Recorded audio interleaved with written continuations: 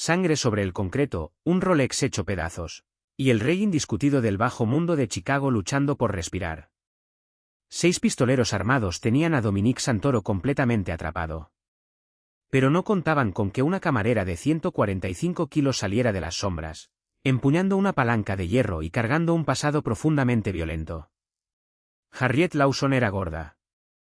No había forma educada de evitarlo, y la propia Harriet había dejado de intentar ocultarlo hace mucho tiempo bajo suéteres holgados o rayas verticales, que supuestamente adelgazaban.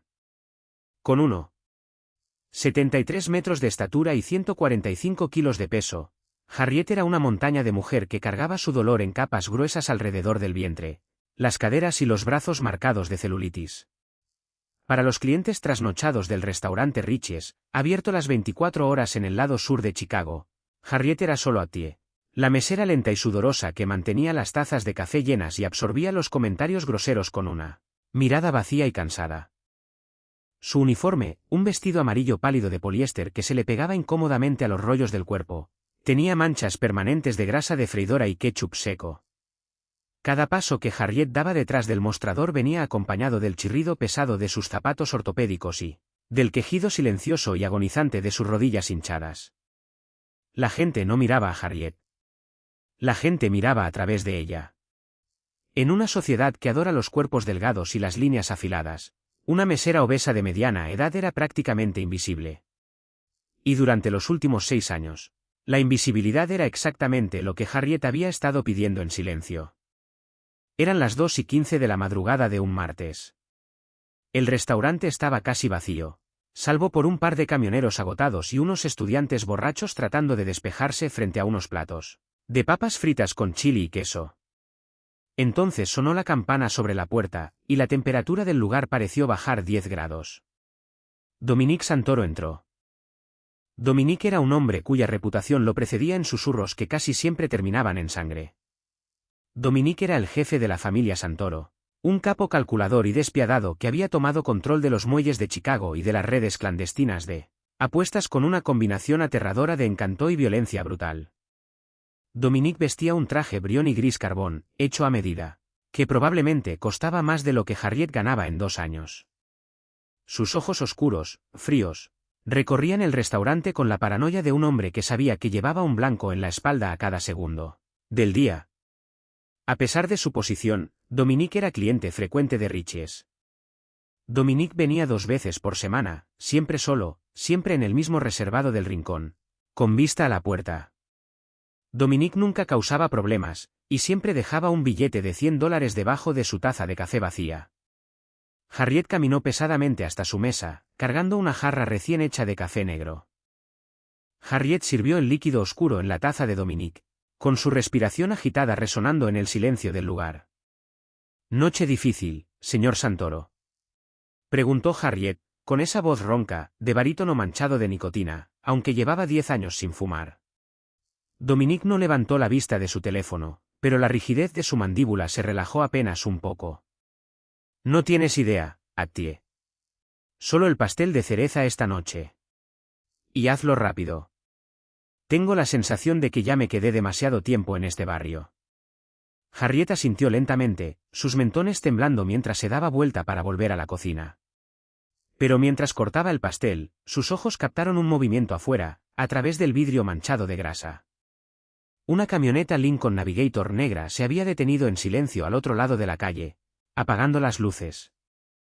El restaurante estaba justo al lado de un estacionamiento de concreto de varios niveles, un edificio brutalista donde Dominique solía dejar su Mercedes blindado.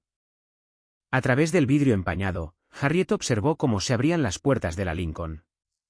6 hombres bajaron del vehículo. No eran pandilleros de la calle. Harriet conocía la diferencia. Incluso desde la distancia, Harriet podía leer su lenguaje corporal. Se movían con una eficiencia sincronizada, depredadora. Vestían chaquetas tácticas oscuras, y la forma en que mantenían los brazos ligeramente separados del cuerpo le dijo a Harriet todo lo que necesitaba saber sobre el arsenal escondido que llevaban encima. Uno de ellos pasó bajo una farola. Era Declan O'Bannon, el temido ejecutor del sindicato irlandés que llevaba 8 meses en una sangrienta guerra de territorio contra la familia Santoro. Declan era un sádico que prefería las navajas de barbero y el alambre de piano. Si Declan estaba ahí, con 5 de sus mejores hombres, esto no era una táctica de intimidación. Esto era una ejecución. Harriet colocó el pastel de cereza frente a Dominique.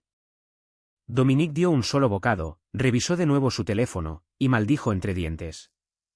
Dominique arrojó un billete arrugado de $100 sobre la mesa, se puso de pie de golpe, y se abotonó el saco.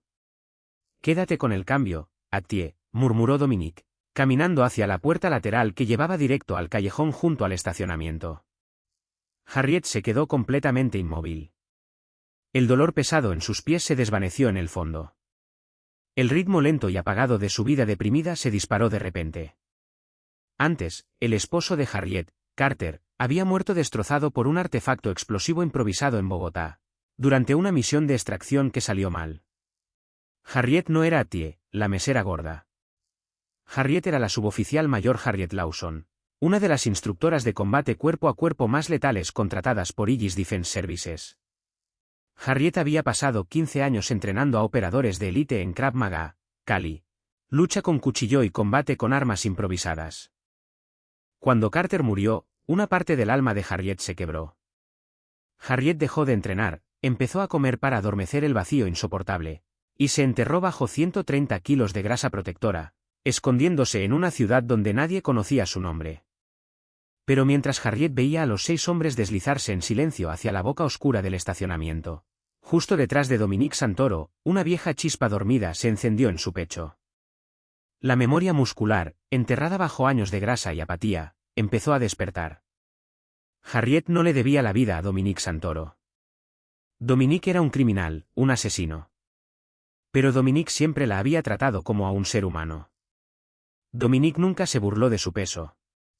Dominique nunca la miró con desprecio. En un mundo que trataba a Harriet como basura, Dominique le había dado dignidad básica.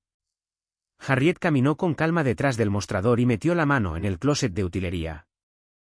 Sus dedos gruesos y callosos se cerraron alrededor del mango de una barra de acero sólido, de 60 centímetros, que el dueño usaba para forzar las tapas oxidadas del contenedor de basura. Pesaba unos 4 kilos. En la mano enorme de Harriet, se sentía liviana como una pluma. Harriet salió empujando la puerta trasera, sus pesados zapatos ortopédicos pisando el pavimento húmedo del callejón. Harriet iba hacia el estacionamiento. El nivel C del estacionamiento municipal olía intensamente a orina vieja, polvo húmedo y humo de escape. Las luces fluorescentes del techo parpadeaban de forma errática, proyectando sombras largas y estroboscópicas sobre las interminables filas de columnas de concreto. Dominique Santoro entendió su error en el momento exacto en que escuchó la pesada puerta de acero de la escalera cerrarse de golpe detrás de él. Dominique metió la mano dentro de su saco a medida, apoyando la palma sobre la culata de su Beretta 9 mm personalizada, y aceleró el paso hacia su Mercedes G-Wagon blindado, estacionado en el lugar reservado número 42. ¿A dónde vas, Dominique? La voz retumbó contra el concreto, cargada de un marcado acento irlandés y una burla espesa. Declan O'Bannon salió de detrás de una columna de concreto, bloqueando el camino hacia el Mercedes. En su mano brillaba, bajo la luz tenue, una Eclericos USP con silenciador.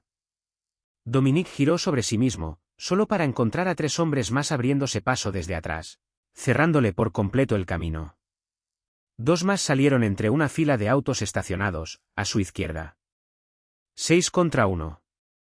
Dominique estaba perfecta y limpiamente atrapado. Declan, dijo Dominique, con una voz aterradoramente tranquila, a pesar de la adrenalina que le corría por las venas. No pensé que los irlandeses tuvieran las agallas de cruzar a mi territorio sin un ejército.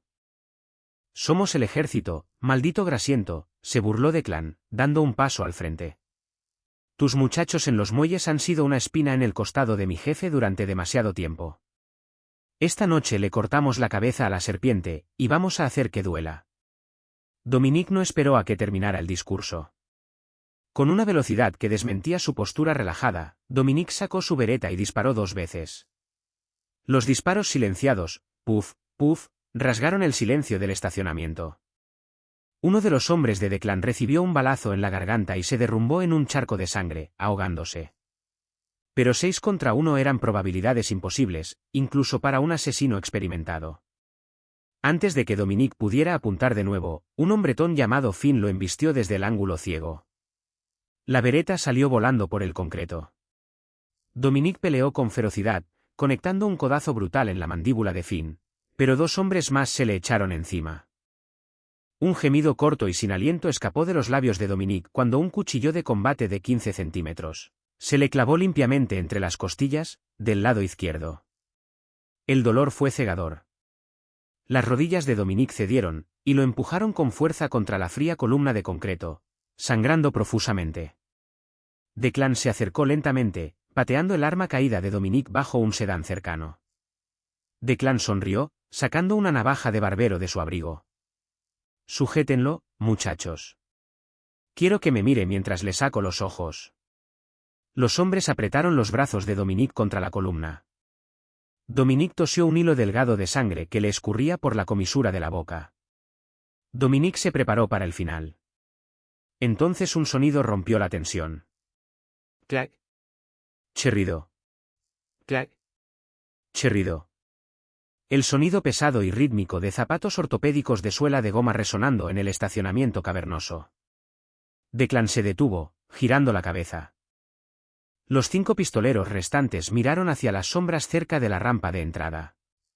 Desde la penumbra apareció Harriet. Harriet respiraba con dificultad, con gotas de sudor ya formándose en su frente y resbalando por sus mentones. Su uniforme amarillo se tensaba contra su cuerpo enorme. En su mano derecha, apoyada casualmente contra su muslo grueso, llevaba la pesada barra de acero. Por un instante, hubo un silencio absoluto. Luego Declan estalló en carcajadas.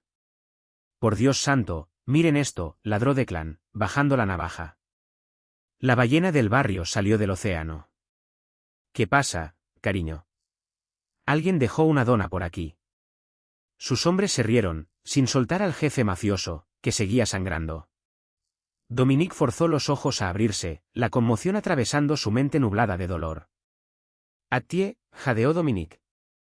«Corre». «Sal de aquí». Harriet no corrió.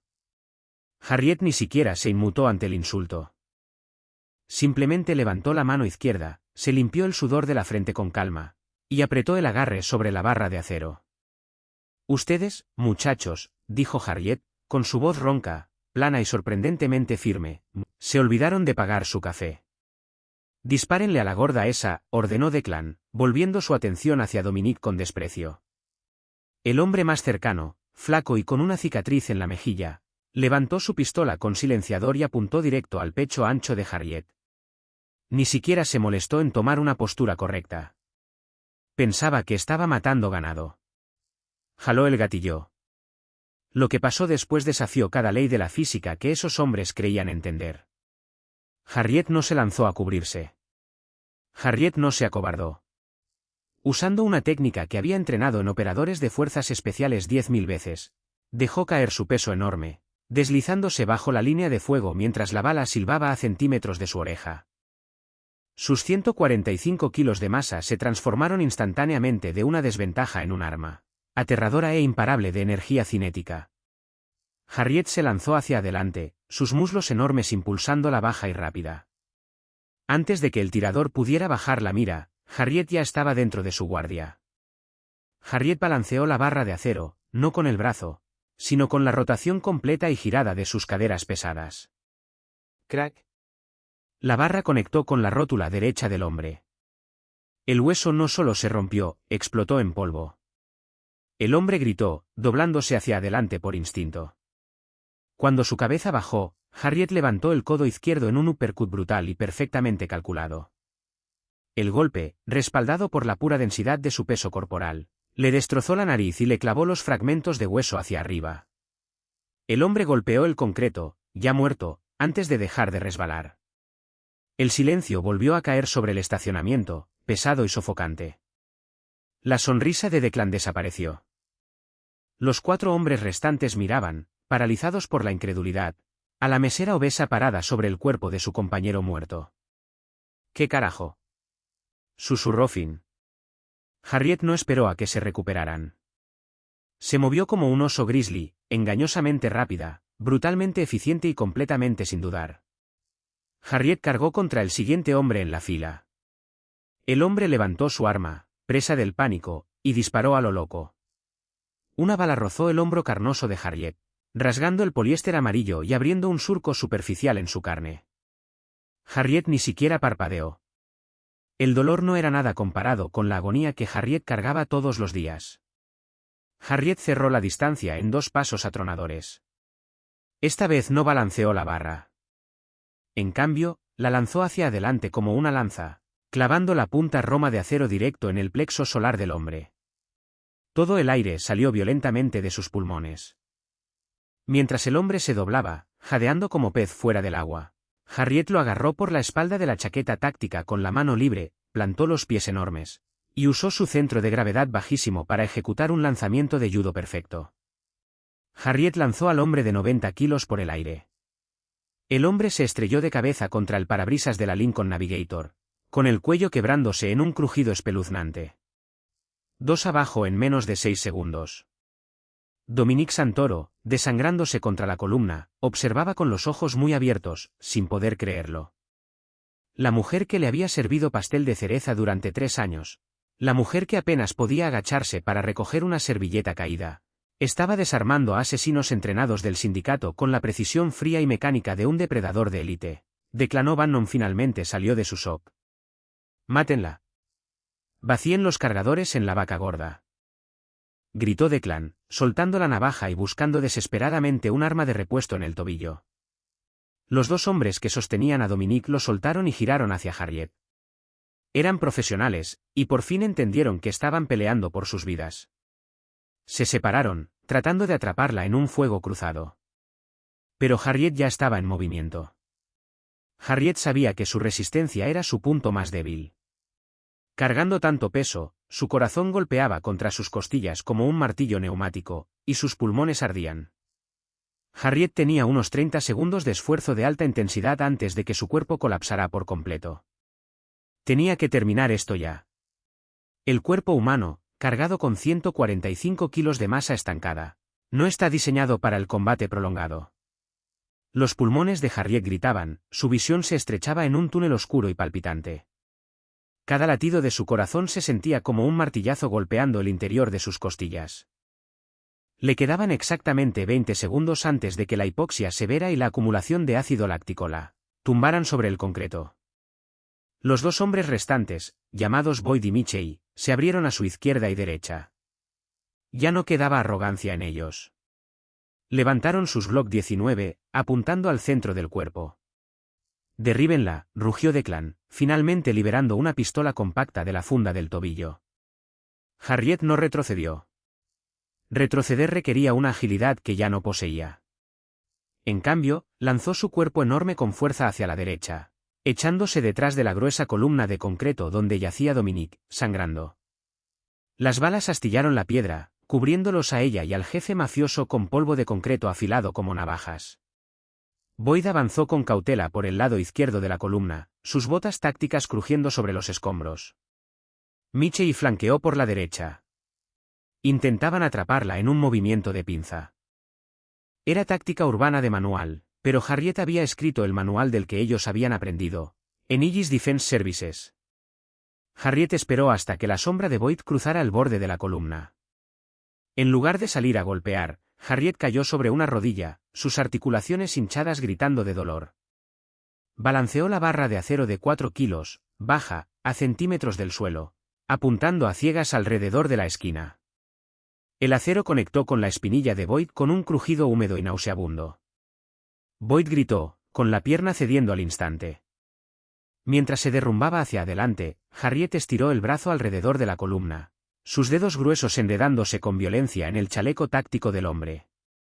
Con un rugido gutural, Harriet arrastró al hombre de 90 kilos alrededor de la columna de concreto, usándolo como escudo humano justo cuando Mitchell rodeó el lado opuesto y abrió fuego. 3 disparos silenciados se clavaron en la espalda de Boyd.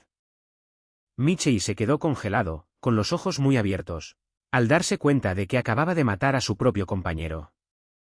Esa fracción de segundo de duda fue todo lo que Harriet necesitaba. Harriet no se molestó en balancear la pesada barra. La lanzó como una jabalina. La varilla de acero de 4 kilos giró sobre sí misma en el aire y golpeó a Michei directo en la garganta. Su tráquea se aplastó al instante.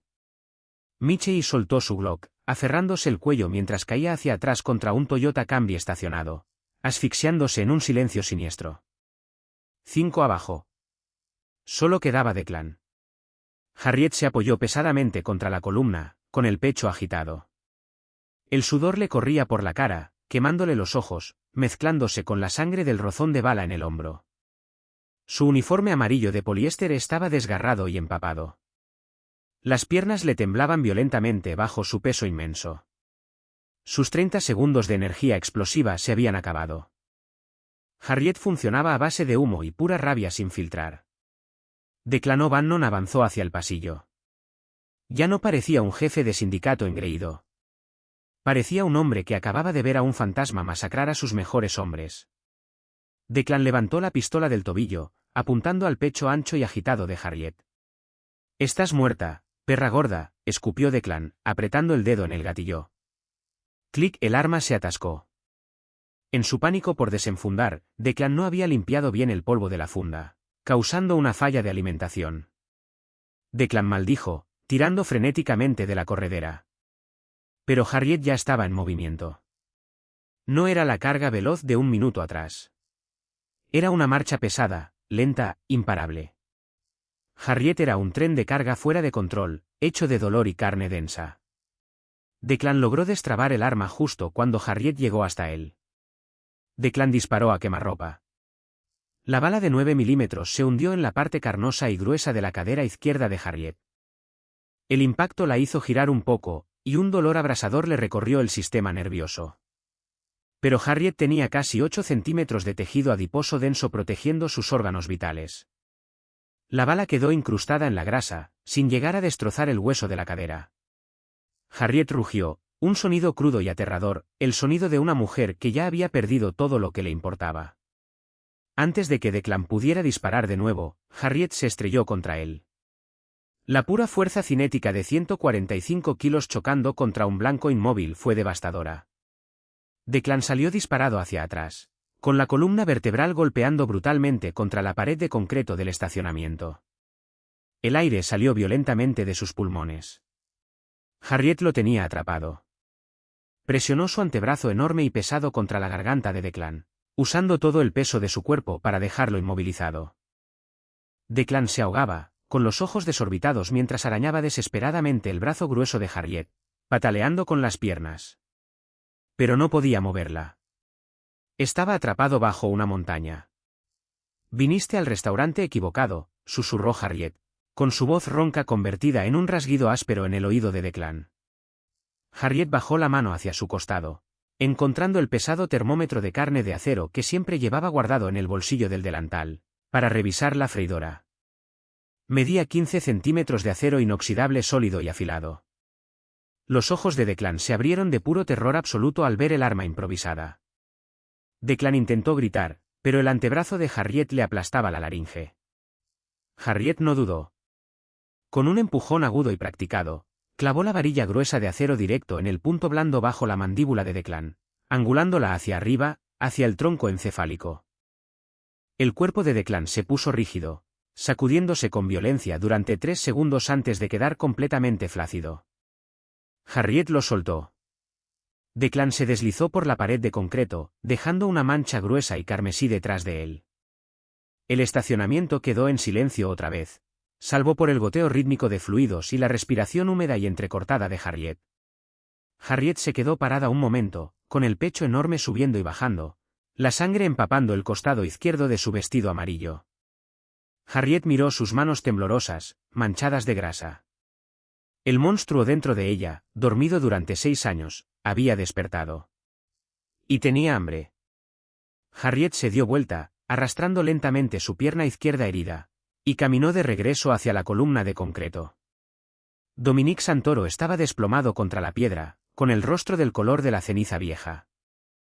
Dominique presionaba las manos contra la herida de puñalada en las costillas, con la sangre escurriéndole entre los dedos cuidados y manicurados. Dominique levantó la vista hacia la mesera con obesidad mórbida, sus ojos vidriosos por el shock y la pérdida de sangre. Dominique miró los cuerpos de 6 sicarios de élite esparcidos por el estacionamiento como juguetes rotos. «Atié», tosió Dominique, formándose una burbuja de sangre en sus labios. «¿Qué? ¿Qué eres?» Harriet no respondió de inmediato. Harriet se arrodilló con dolor a su lado, sacando una toalla de bar limpia y doblada del bolsillo del delantal. Harriet apartó las manos de Dominique y presionó la tela gruesa con fuerza contra la herida de puñalada. Dominique siseó de dolor, con la cabeza echándose hacia atrás.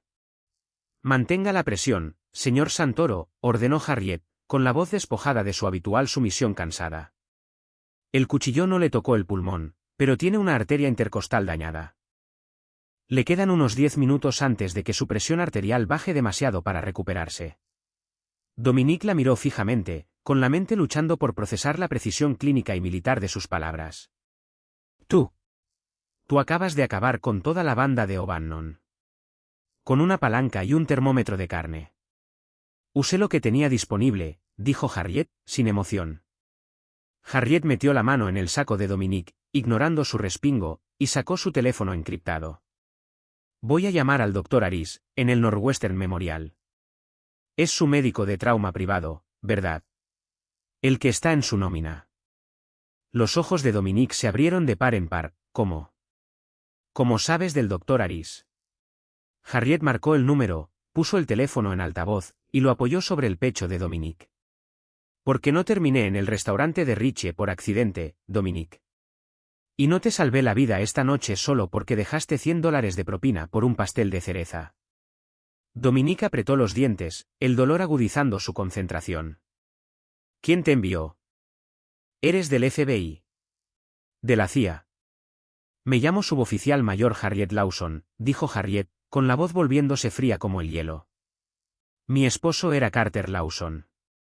Hace 6 años, su equipo de extracción en Bogotá fue eliminado por un artefacto explosivo detonado a distancia. El gobierno lo llamó un ataque aleatorio de un cartel. Pero no lo fue.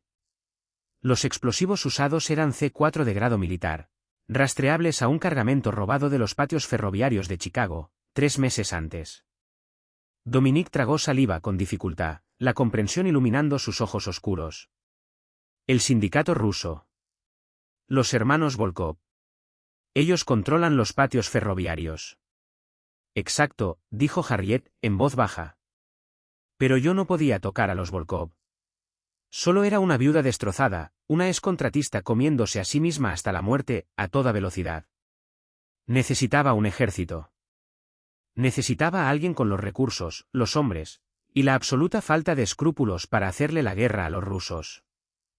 El teléfono hizo clic, y una voz somnolienta contestó del otro lado. «Sí». Harriet apretó el botón de silencio. Se inclinó cerca de Dominique, con su rostro pesado a solo centímetros del de él.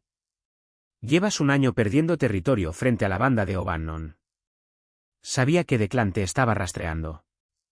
Sabía que haría su jugada tarde o temprano. Solo tenía que esperar, servirte café, y estar en el lugar correcto en el momento correcto».